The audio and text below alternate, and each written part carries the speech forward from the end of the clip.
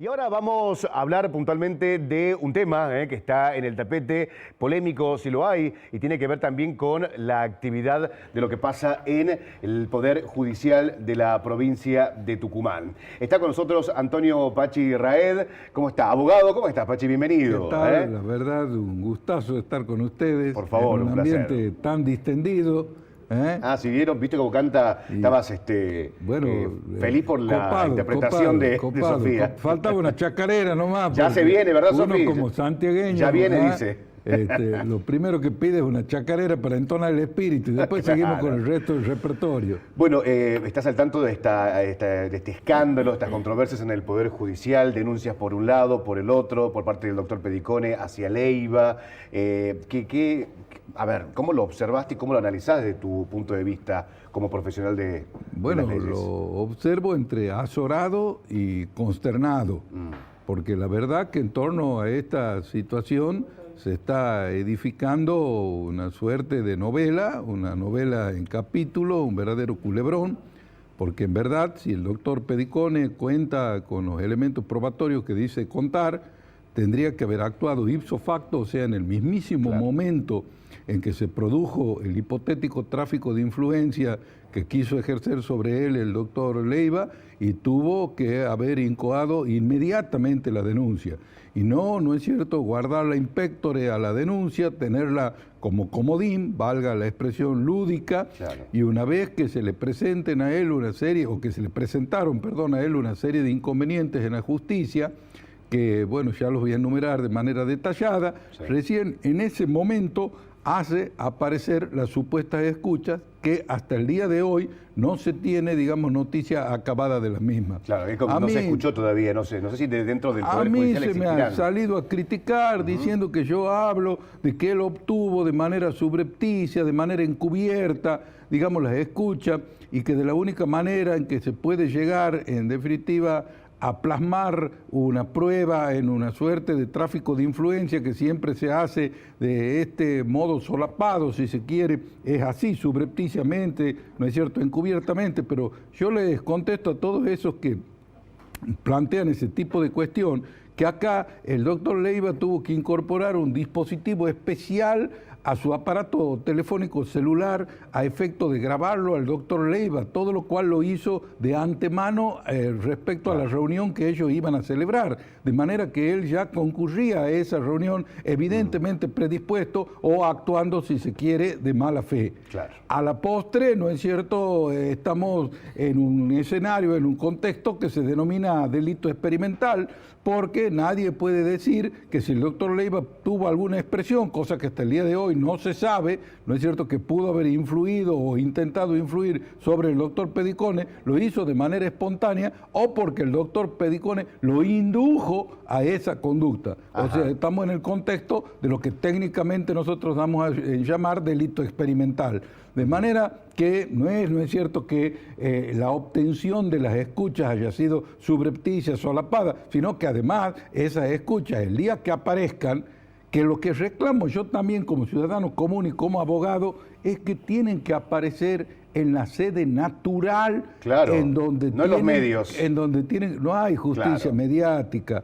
La única justicia es la que está en los tribunales, la única justicia es la que administran los jueces. Bueno, a través de los medios comunicamos a la ciudadanía lo que sucede, pero y es en primer lugar servicio público, no tengo ninguna duda que los medios son un servicio público, pero ustedes lo único que hacen es informar y al mismo tiempo, no es cierto, hasta pueden opinar sobre determinada cuestión. Sin duda. Pero no es precisamente los medios a través de los cuales hay que canalizar este tipo de denuncias. Por eso me ha llamado poderosamente la atención que de una manera quizá un tanto apresurada la jerarquía de la Iglesia haya tomado nota de esta cuestión y haya manifestado que estamos ante un escenario de gravedad institucional. No dudo que ese escenario de gravedad institucional se podría llegar a dar en la medida que las escuchas aparezcan en la sede que tienen que aparecer y que tengan la suficiente entidad que sean legales, que sean certeras, contundentes, que tengan, reitero, la entidad como para eventualmente impulsar alguna actuación en contra del vocal de la Corte, cosa que hasta ahora no sabemos. Y existe, ¿no es cierto?, el rumor de que en el interín del fin de semana probablemente, y como se trata, digamos, de una novela en capítulos que un matutino se encarga de entregar, ¿no es cierto?, todos los días, qué sé yo, al público que consume fundamentalmente ese tipo de noticias un tanto amarillentas, diría yo, ¿no es cierto?, que probablemente sea un matutino el que las replique en el interín del fin de semana. No, señor, si es que existen las escuchas, en el primer lugar a donde se tienen que presentar y demás es en sede judicial. Claro. Y hay una cuestión de la temporaneidad también, que es lo que dije al principio.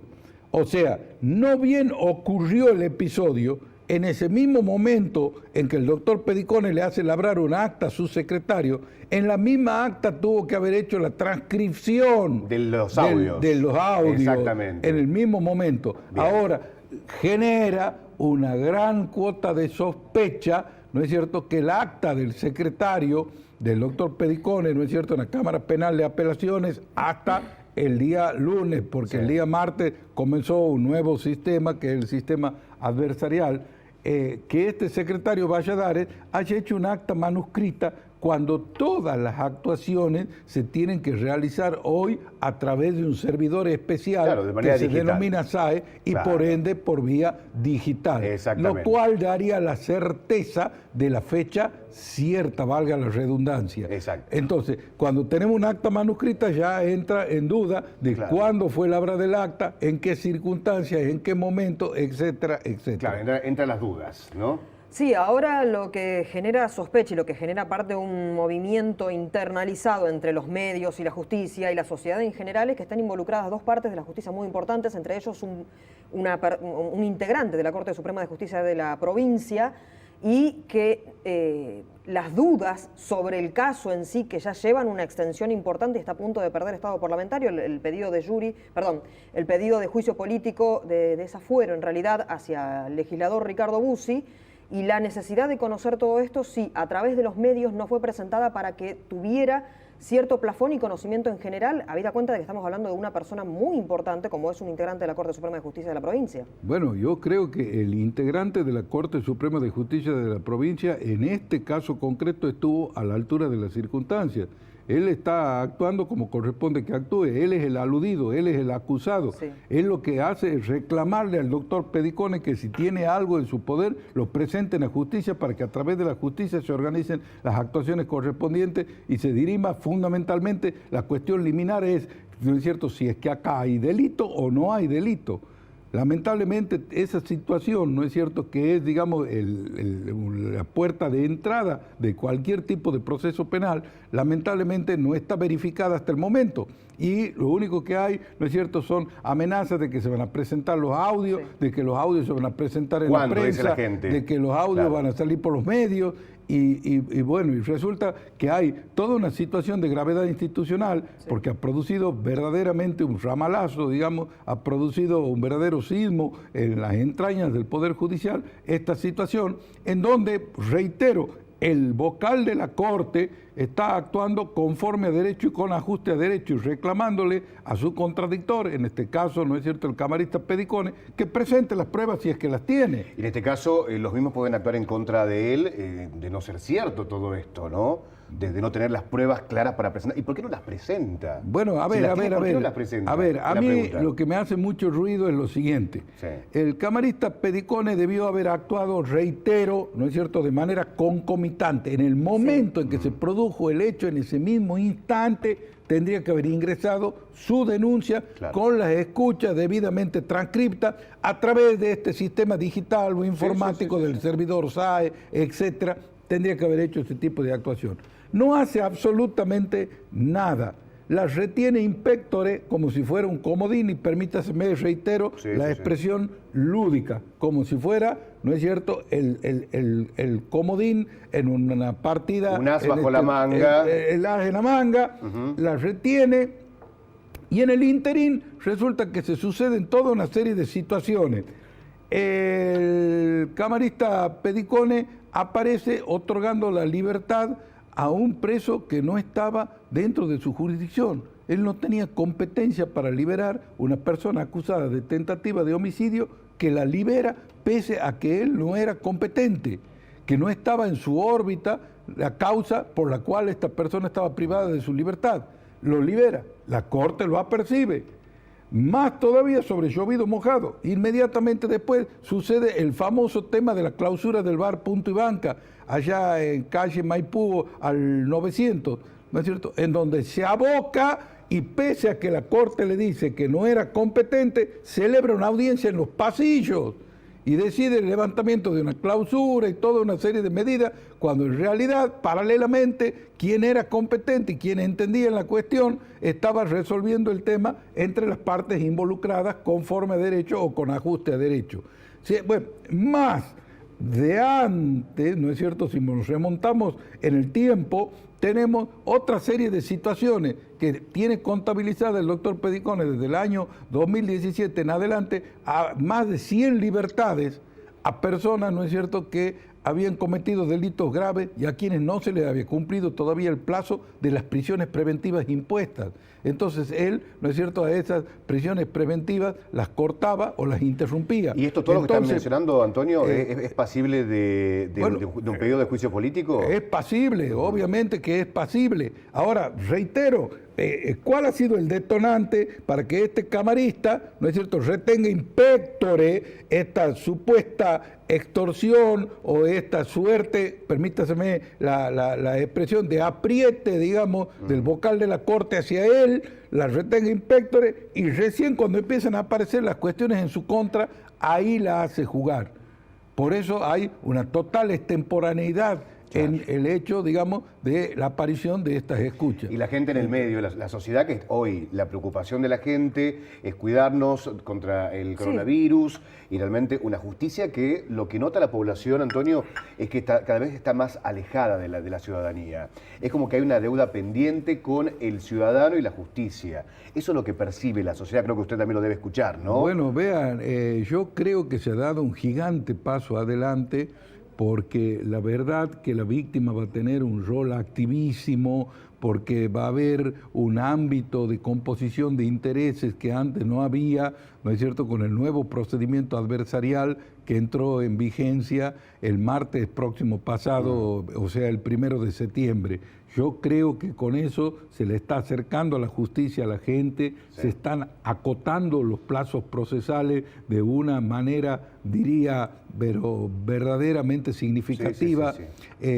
Antes teníamos las cárceles atiborradas de personas con prisión preventiva, o sea, de prevenidos, con medidas cautelares, cumpliendo una suerte de pena anticipada a través de la prisión preventiva, valga la redundancia. Ahora vamos a tener condenados en lapsos que no van a ir más allá, nunca, en ningún caso, por más grave que sea el delito y compleja que sea la investigación, más allá de un año. De manera que con esto se está acercando la justicia a la gente. Y esto habla también de una cuestión de calidad institucional.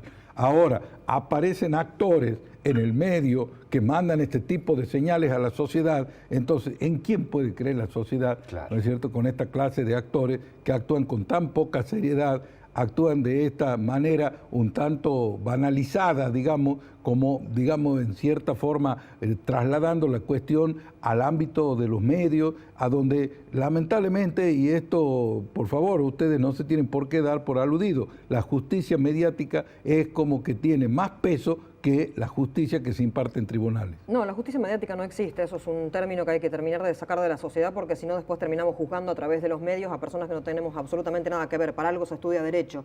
Ahora, hay tres actores principales en esta novela, como usted acaba de decir, en la que está el camarista, el vocal de la Corte e involucraron dentro de las declaraciones al gobierno provincial. Hay una suerte de intereses mancomunados en los que nosotros, como ciudadanos más que como periodistas, necesitamos que nos aclaren qué es lo que está sucediendo, porque si alguna de las partes puede llegar a influir de manera directa sobre el proceso judicial, que en este caso tiene un legislador, estamos hablando no solo que la independencia de poderes no existe, sino que estamos básicamente todos en riesgo. Este escenario que usted plantea únicamente se daría en la hipótesis de que una vez que aparezcan las escuchas en donde tienen que ser presentadas, esto es en sede judicial, sean certeras, contundentes y hagan plena fe en sí mismas. Mientras eso ocurra, yo le puedo aceptar que aquí hay esta suerte de trípode que usted plantea, donde hay tres partes interesadas, donde de pronto está no solamente, digamos, comprometida la Administración de Justicia como tal, sino también el propio superior gobierno de la provincia, ¿no es cierto?, o sea, el Poder Ejecutivo. Pero bueno, hasta que no aparezca el poncho, como diría el criollo, no podemos abrir ninguna clase de juicio. Por eso yo lo exhorto al doctor Pedicone que termine con la novela y que presente las escuchas, no en los medios de comunicación, sino que las presente en tribunales, que es donde se las tendrá que valorar, donde se tendrá que ponderar si tienen entidad probatoria y en donde, en definitiva, se determinará si corresponde o no que se lo investigue el doctor Leiva por el delito por el que lo acusa el doctor Pedicone. Doctor, ahora hay una última pregunta, porque nos estamos quedando sin tiempo, lamentablemente, estaría buenísimo tenerlo hasta las 5 de la tarde más o menos, pero hay algo que no hemos tratado en este momento y tiene que ver con el pedido de desafuero específico a Ricardo Bussi para que pueda ser investigado sobre la denuncia que pesa sobre él de abuso sexual. ¿En qué situación se encuentra? Bueno, vea, yo tengo entendido que ha habido una audiencia en ese tema, que se está avanzando en la instrucción de la causa, porque, como usted bien lo ha señalado, es una investigación jurisdiccional. O sea, no es la investigación común que le encara un fiscal instructor, sino que tratándose de una persona con fuero, primero tiene que haber un antejuicio de desafuero. Exacto. Creo que se está avanzando, no puedo decir a favor del desafuero o en contra del desafuero, pero sí que esa causa está tramitando. El detalle es que quien tiene la tramitación en este caso y quien ha dispuesto el apartamiento del juez, o en todo caso del fiscal instructor que estaba interviniendo primigeniamente en la causa, ha sido precisamente el doctor Pedicone. De manera que la suerte de esta causa va a estar íntimamente ligada a cómo termine esta otra cuestión que podemos llamarle la cuestión madre o la cuestión que ha desatado todo este escándalo.